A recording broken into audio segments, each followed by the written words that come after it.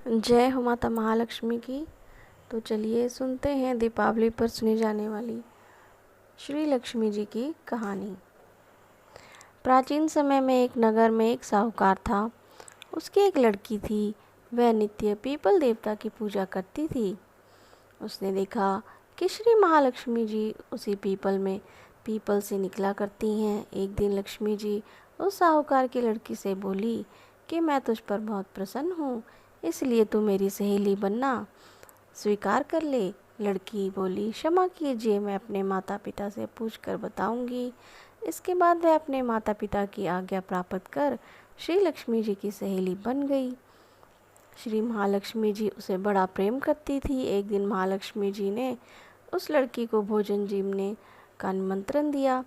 जब लड़की भोजन पाने को गई तो लक्ष्मी जी ने उसे सोने चांदी के बर्तनों में खाना खिलाया और सोने की चौकी पर उसे बिठाया और बहुमूल्य दिव्य दुशाला उसे ओढ़ने को दी।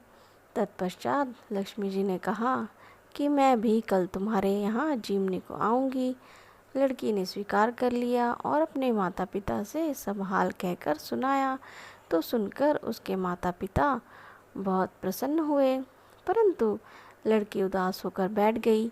कारण पूछने पर उसने अपने पिता को बताया कि लक्ष्मी जी का वैभव बहुत बड़ा है, मैं उन्हें कैसे संतुष्ट कर सकूंगी। उसके माता पिता ने कहा कि बेटी, गोबर से पृथ्वी को लीपकर जैसा बन पाए उन्हें रूखा सूखा श्रद्धा और प्रेम से खिला देना।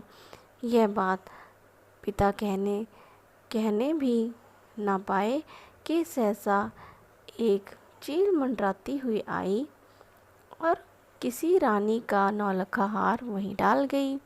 यह देखकर साहूकार की लड़की बहुत प्रसन्न हो गई। उसने उस हार को थाल में रखकर बहुत बढ़िया दुशाले से ढककर रख दिया। तब तक श्री गणेश और महालक्ष्मी जी भी वहाँ आ गए।